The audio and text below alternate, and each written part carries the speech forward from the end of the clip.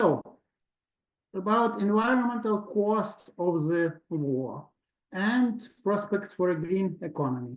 Today, I'll try to present such topics as impact on environment for a long time, not only from full-scale invasion, also diversity of this impact, specifically threats to forest ecosystem in the forest sector. One of my backgrounds is in forestry, and I'm sure nobody was specifically focused on forest and forestry during these lectures.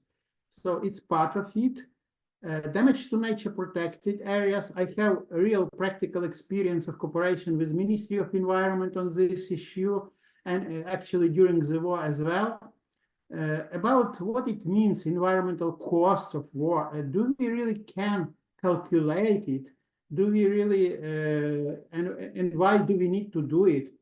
Later about environmental law, information, disinformation, and finally about scenarios for green war, post-war rebuilding. We are talking about mostly war during the last years from February 24, like from the beginning, we say. But war started earlier, actually, and Ukrainians know it very well, that even like in this Le Monde publication for Ukraine, the war started in 2015, not in 22. Why I'm talking about it? Because it's a really long story. Ukrainians and people around the world know what was Maidan for Ukraine and what were the roots for the war of the kind of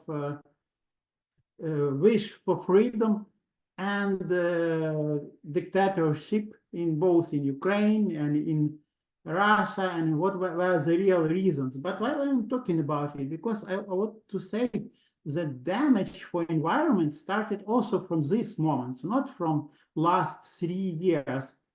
Actually, this 3 next slides I presented 10 years ago at the United Nations office in New York, when it was also it was anniversary for Chernobyl, and I represented Ukraine in this meeting, and I also mentioned for different aspects of Ukraine problems, economic reforms, etc. And few slides were actually for threats to the environment because of war at this moment already. So even at this time, it's where some nature protected area affected. This is 33 nature protected area.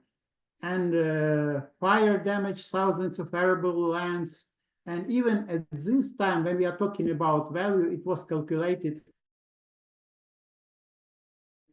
during one meaning that it was nearly 14 billion of Ukrainian hryvnia, because forests were burned at some national parks, and you see how they looked before. We always use satellite pictures, which is the simplest way to compare how it looks and how it looks at the beginning of the actually war in a so-called Holy Mountains, Ihor National Landscape Park in Donetsk region. And already at this time, some of our territory, some of our forest looked like here. It's coniferous forest. And at this time, it was occupied Crimea, and Ukrainian and both Ukrainian and international experts stated that there is violations, there are violations of international law, and it's numerous political, economic, social problems, of course, because of occupation, but also environmental threats. And not too many people pay attention at this moment there. But it was about breaking rules of Ramsar, wetlands, red book, species threatening. And here some legislative in comparison. Then Russian law is not, environmental law is not so strict as Ukrainian environmental law. And in many cases, because of its occupation, it worsened situation for landscapes, for protected areas. and Russia, many conventions still was planning to join when Ukraine already was active member. Even at some areas in Russia, it's allowed hunting or tourism. It's quite strictly protected, but not in Ukraine. So Crimea was in a war situation in eastern region. But since the February 22, of course, it's with full-scale invasion, the scale increased enormously of this, and ecologically important areas heavily impacted by the war. In some area, the loss of species still is going and will be permanent even after the end of the war, because some processes in ecosystems are irreversible. And through this extent of this harm,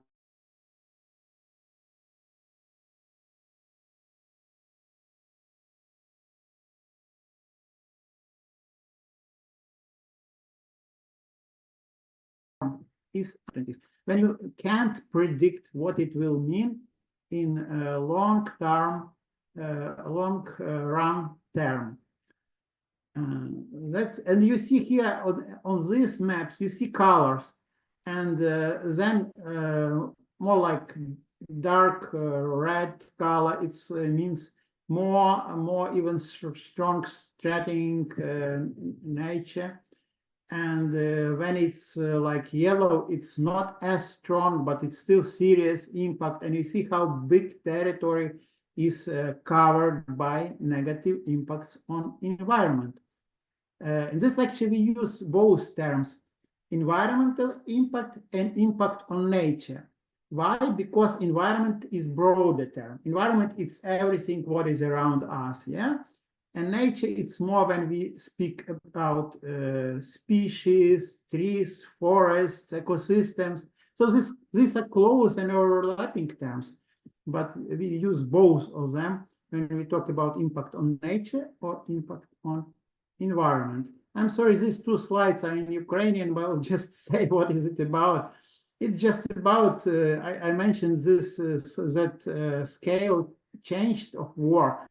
And one of these examples is that the area of mined area is from 130 to 180 60 square kilometers. It's like nearly one set territory of Ukraine at different level is mined. And we now are the most mined country in the world, even more than Syria or Afghanistan.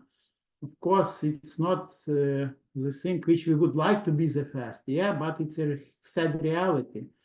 And it's like 6 areas of Belgium or 4 areas of Estonia. And there are different estimations how long it will take to make it normal, this territory, to remine it. And there are estimations that it's more than 5 years, there are 10 years, and according to some other estimation, it's even much longer period. We can't predict now this territory, which like half, here it's mentioned half of Germany territory. It's really big territories. And since the beginning of of the war, combat zone was increasing, decreasing, territories was occupied, deoccupied. But I will focus a little bit attention, as I promised, to forest, because it's quite important ecosystem to Ukraine.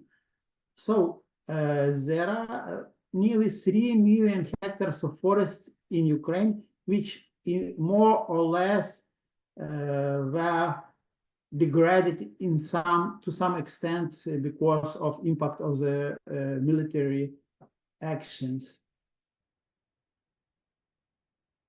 And some of them with area like nearly 1 million hectares are occupied, and we don't know what's going on generally on this territory of forest. We can't say exactly. We can observe it from like space, but not in reality. Nearly 600 hectares were under occupation and now no. And we are very careful with this territory, what to do with it now because of different left hostilities. And nearly 30%, this 30%, it's actually the same 3 million I mentioned, because total area of forest is nearly 10 million of hectares. So many of them damaged by burning, by left explosive materials and other things. And you know, it's dangerous not only for ecosystem, for animals who live there, for any plants, for people, for every living things. And it's just quite recently a huge sinkhole created in February, half a year ago, in famous set from St. Bucha community, and you see how big this hole in the soil, and nearly totally 700 pine, oak, and birch trees under 12 years old were destroyed on an area 2,000 square meters. So it's not just destroyed soil; it's new stand which can grow, new forest can grow here, and we don't have it. We have just destroyed hole in the land. Even in 2022, at the beginning, the area of forest fires increased in 73 times from normal like level. More than 37,000 fires were during the first few months, and many of them in protected area. If they generally dangerous, so it's you can imagine what's going on in protected area. And here are some statistics. We have here the area burned, and it's you see the time slot. It's from the beginning of the war to October, end of October 23. And just to look at the figures, I mentioned 37,000. There are some days it were like 30, 35, 25,000 hectares. It's like for forestry enterprise area, 35,000 in some days. In some times it's no or less, but generally it's really huge areas. And just some kind of illustration how it looks after some beginning of fire. And here's the same statistic for the same time, but number of fires. And when we look sometimes for whole Ukraine territory, some days it was like 500, half a thousand fires at one time. Can you imagine it? Of course, there are less, but typically it's like 100, 200. It's an average, like quite big area of fires. And at this temporarily occupied territories, everything was stolen. You maybe heard it from different sources. And at the same time, they allowed occupiers to use the wood materials for needs of Russian army, as they say. And there is some even document of the letter of the Minister of Defense to Putin addressed and possibility of filing on defense land. And it's like during the World War, everything was stolen because of the war. So it's happened here. The old tractors or things when it was after occupation, they took everything with them. Forest materials, timber, all these things were going with them back to Russia. It's about crime, about environment, it's about morality.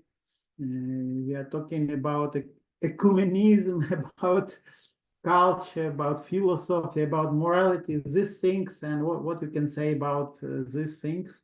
If these people didn't learn, if the rule didn't stop, yeah, like it's the childhood here, maybe.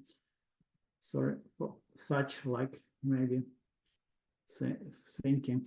Yeah, and mining is at many territories, but specifically in forests, and you see here how huge huge work done by the demining experts, and how they need to go define with risk to their life. And sometimes in Bucha region, which I already mentioned, which famous with these crimes, almost 300 hectares of forest were mined, just in one single community, yeah? And it's here examples how this demining was going. This I will mention the source later for this information on slide, but it's about destroyed soil. Hundreds of miles of territory has been bisected by trench lines. You know, the soldiers need to hide when there are military actions, and they make this all operation with soils. And there are sometimes 3 of them from invader side and at least 1 from Ukrainian side. So it's a huge area where soil destroyed. Yeah, and everything what was on soil, everything living things. And offensive operation attempt to penetrate this line, artillery fires concentrated on this area. You see it on the map, on this with these red colors, what it means.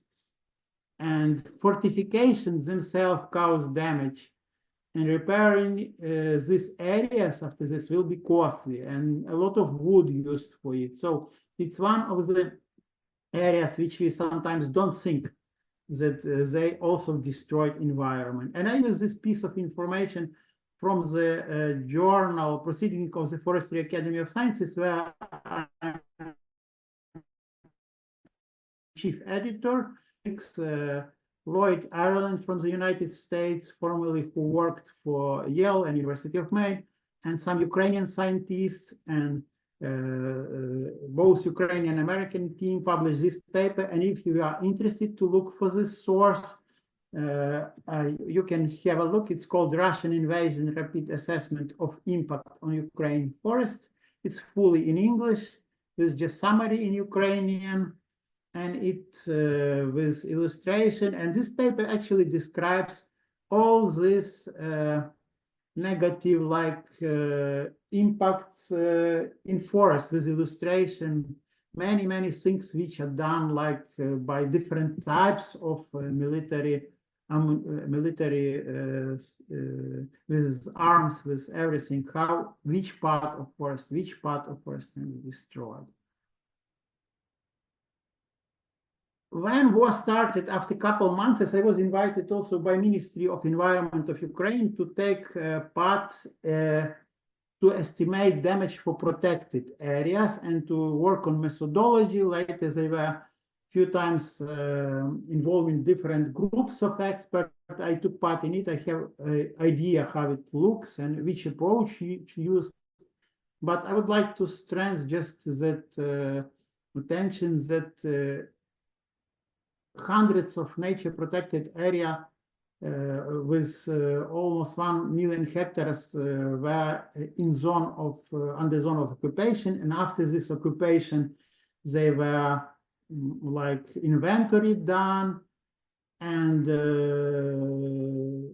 there are still evaluation what was the damage to specifically to protected areas, because always these methodologies are complicated, but protected area, it's always hard to guess what is the real value of some rare species or unique ecosystems. And okay, last sentence, I just mentioned that now we have nearly 7 country total area instead.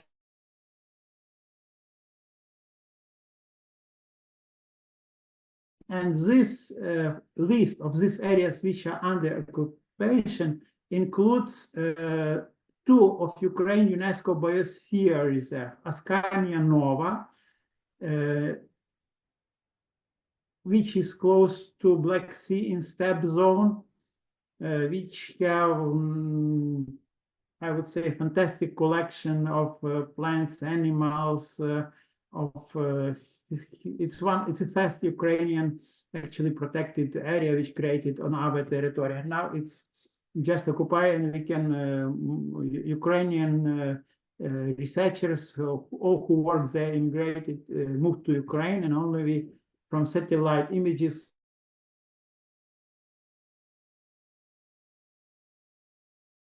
you can observe like this one. And another in Kherson area, like Kamenska Sich National Nature Park, which is in Kherson region, also now under investigation of scientists and studying what's the impact done, what are the threats, and of course they're thinking how to make it normal, how to reverse it to normal.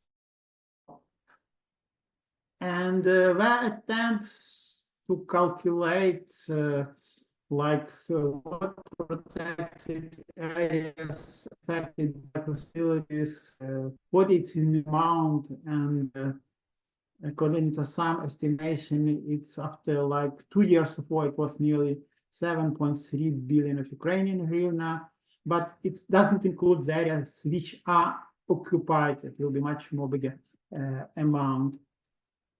I don't know, did you discuss during your lecture, or did somebody mention you Kakhovka hydroelectric power station? Did you? Or no? Okay. Yeah, you mentioned already. Okay, so should I speak about it? Just in few words, yeah. In general. Okay, so I will escape this. Yeah, you know this. I'll just show the pictures. You know how it looked. Yeah, and there are here were also valuable species from Ramsar East, Emerald Network. It looks like this, and the soil looked like this, and fishes and everything. And it's also about economic losses because it's important for local economy, and it's a talk about more than billion euro. And now it's nature recovery. Did you hear about it or no? Or just destruction? Okay, I will put attention on other aspects. Okay, so in fact, water area was like reservoir, and later, after 1 year, it's, you know, that historically it was famous places from Ukrainian history, from Cossacks place where they were stayed, and formerly it was not underwater, but it was destroyed and underwater, and now nature coming back, and you see how it looks. Now we have huge area of willow here, nearly 5 meters in height, and it's 1,000 hectares of it, and it's like unbelievable ecological experiment, and nearly 1 billion trees instead of diesel. And of course, unique to the continent on this such high area. So mostly scientists think that we should not go back with this destroyed. Even hydroelectric power is important, but we need to live nature. You know, there is such term like rewilding of nature, and we are talking about coming back nature to cities, to areas where it's destroyed. So it's a case when we have nature back, and we will see what to do it in wisely with this, how to use this new forest.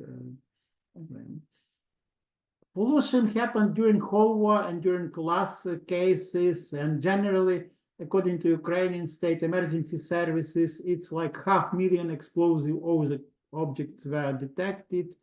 When we are talking about forest, here just few examples again, that just recent, more from June, you see 28, 24, it's light beginning and it's just end of August. And when again, we have threatened forest and we have demining, and there is association of deminers of Ukraine. There is support of of American colleagues who also invest money and efforts in coming here to demine forests, and their activity how to restore forest. Ukraine during several it were several cases when in Ukraine we were trying to estimate the value of losses for environment. That is my presentation title. Is there mentioned environmental costs? Yeah. At the beginning, it was evaluated nearly 36 billion of euros done by Russian invasion, and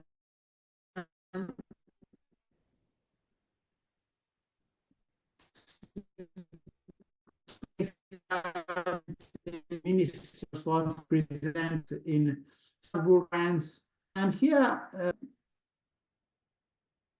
it's both in both currency, and it was by state environmental in Ukraine. And here you see why this damage, which are the main, like what constitutes this damage. It's air pollution, it's very different sources of waste, but not usual waste. It's military pollution to soil, to water, resources, and all it's compose these billions of dollars or euro, like 50 or even more now at this moment. And I'm just thinking, can we really calculate this, and why we should do? One of the ideas is, of course, that Russia should pay compensation, and it's for international courts in one of the ideas. And second, just to understand for us what it will need for restoration. Okay, just 1 minute.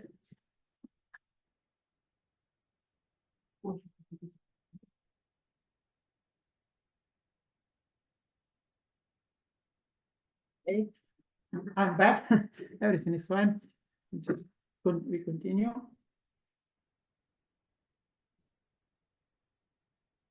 Because nature has such values that not always we can evaluate it, because when we destroy some areas, we destroy what we had, like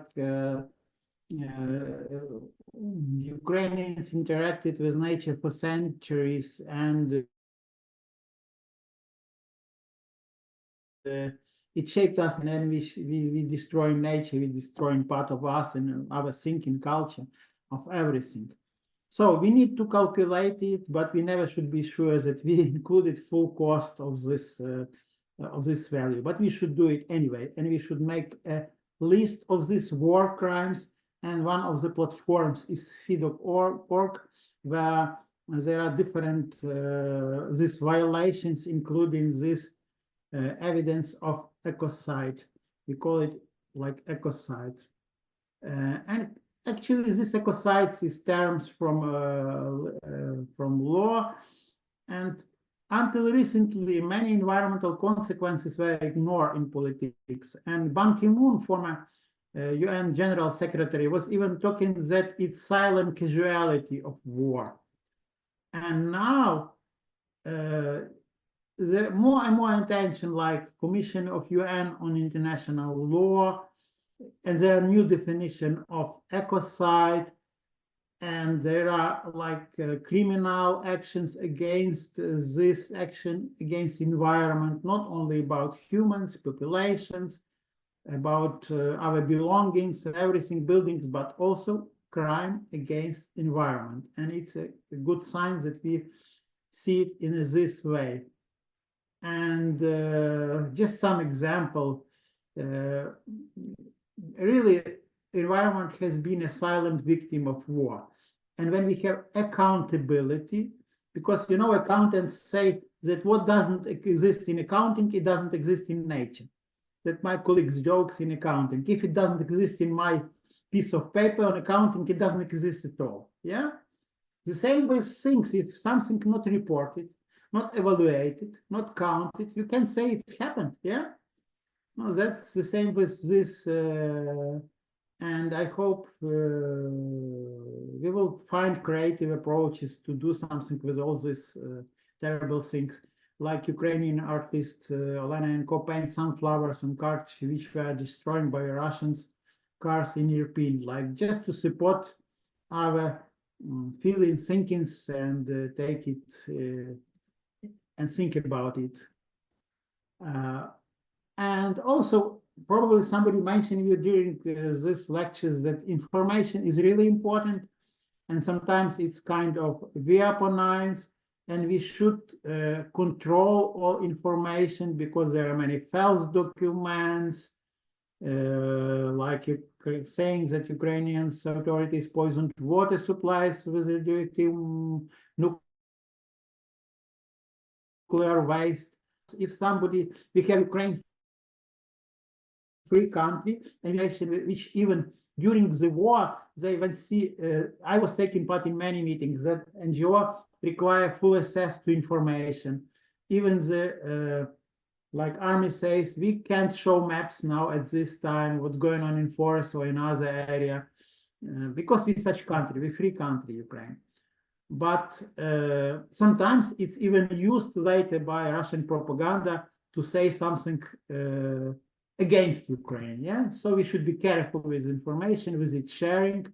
But we always believe that information should be real, true, not false documents, not propaganda. And we are slowly moving. Are you good in time, dear man? Yeah, fine. Because I'm not looking for time always when I'm talking. I'm just thinking about what I'm talking. Okay. We are slowly, but moving to, not slowly, yeah, okay. We're moving to the point of how to rebuild Ukraine. And of course, we can't rebuild everything exactly how it was, but we should take into account many things and how where the world moving. We should think about future of Ukraine, and the main idea that the post-war recovery of Ukraine, including restoration of environment, should be done in a really proper way and should not make again impact on environment, because any activity you do, it's an impact on environment.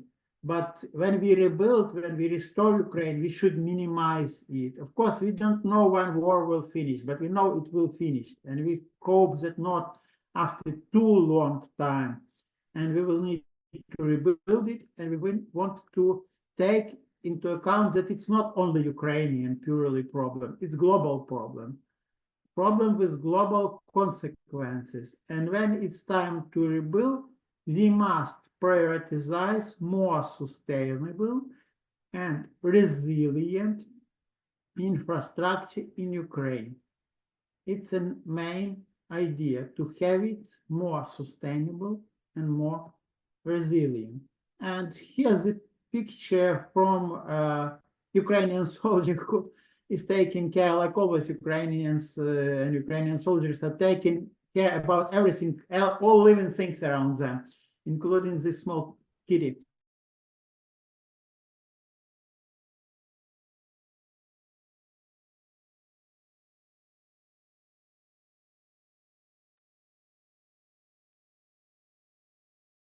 Some internet problems.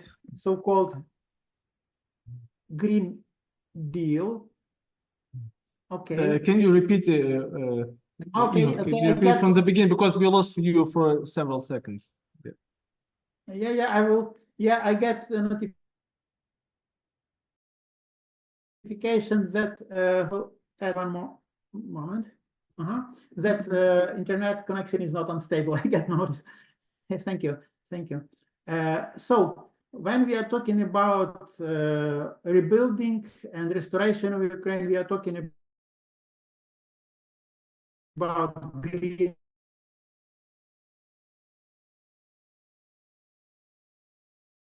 date for European Union. The Green Deal is a rule, and Green Deal is a course about circular economy, which includes waste management. It's about green economy. It's about totally different economy. It's about alternative sources of energy, renewable energy. It's about green transition. So we should rebuild Ukraine, and we should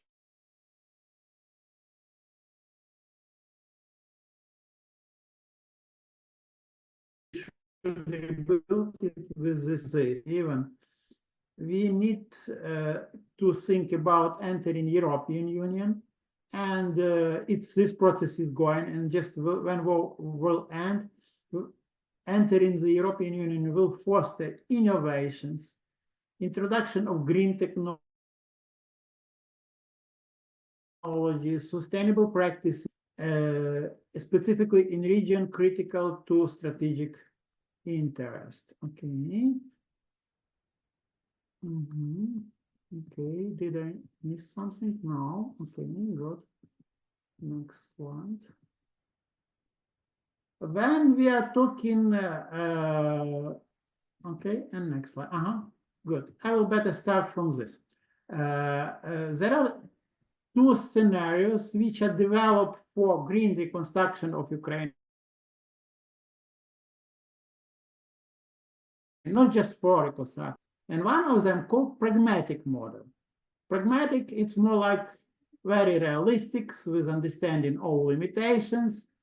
And what it says to us, this pragmatic model, that we need to have overall visions, priority areas, make some reforms, projects, achieve macro-financial stability, national security, because if no security, nothing is possible. And we should integrate climate change and environmental consideration in some aspects.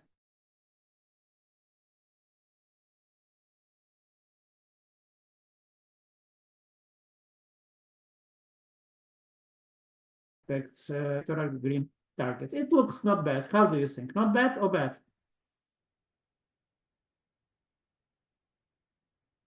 It's okay. When you're not criticizing me, it means it's okay. Okay, good. And another model for rebuilding, which I believe you will like even more, it says for us that we need to make everything green. I would say in simple words, yeah? We need rethink from sustainability point of view, Ukraine as a part of global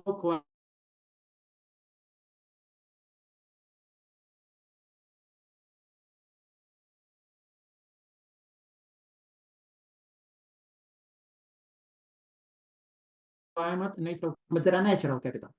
And there is theory of sustainability which says that natural capital can't be replaced with other types of capital. Like if you lost biodiversity, nothing can replace it. If you had forest and you planted other forests which are different, not as this natural, it will not fulfill the same function. We need to have exactly this natural forest like this. Improving quality of life, including environmental issue, green reconstruction, and etc. And only by this digitalization, of course, and it's going quite well in Ukraine, digitalization. Ukraine is quite forward country in this field. And only with this we can achieve security. Yeah, it's a part of security. So environmental issues, greening of all sectors considered as part of security. And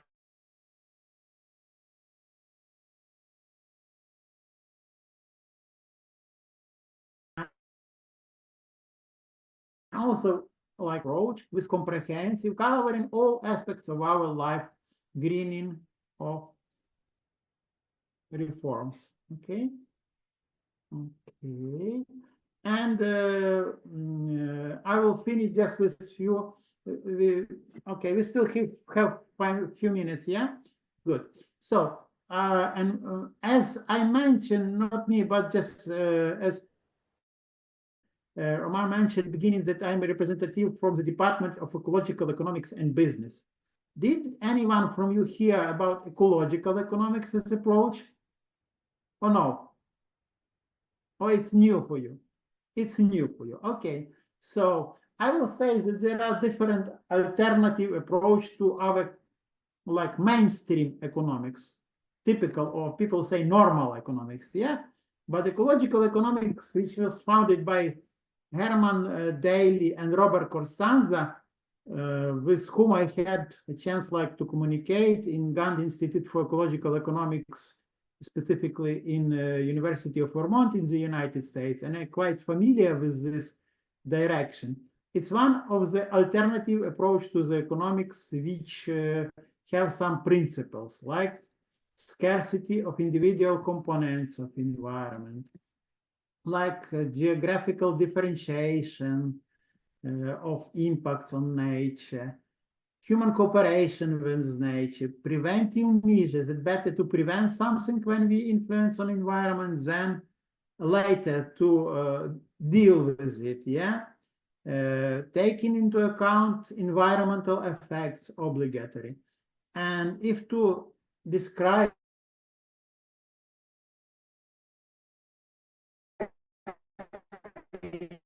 online systems and contain economic system. It means that ecosystem has limitations, like inside ecosystem, we have social system, humanity, people, and inside it, there is economics, yeah? And you can't go beyond these measures. Like somebody asked,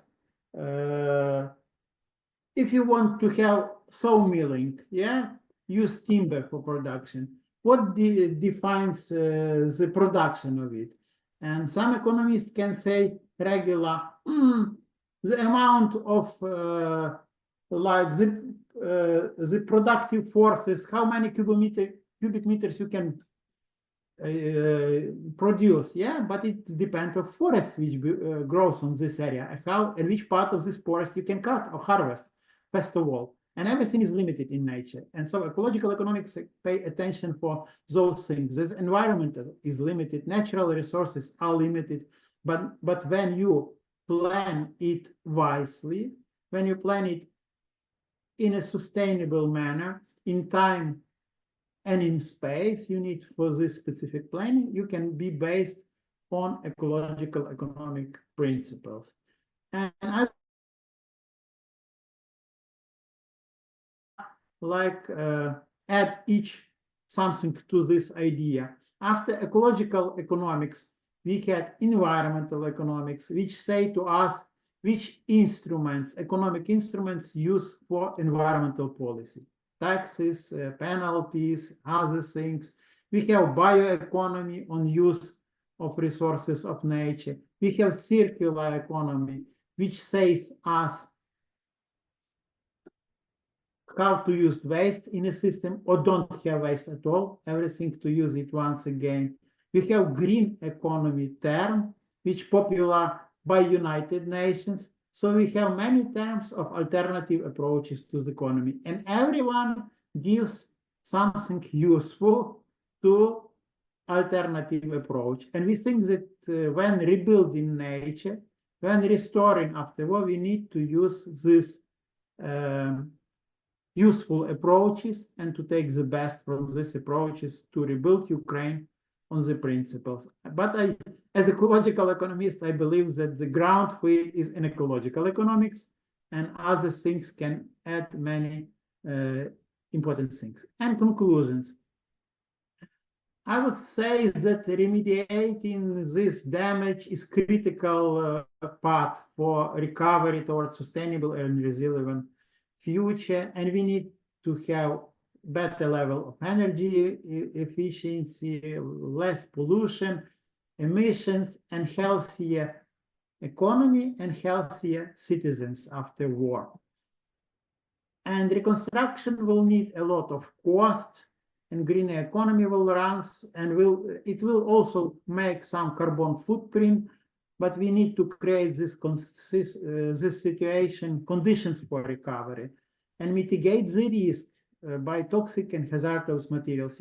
We can be sure that it's not simple task with this all things which are done to environment, to natural resources around us, and its cost will cost a lot. And supports for Ukraine in addressing these environmental consequences should be also framework of Ukraine accession to the European Union process.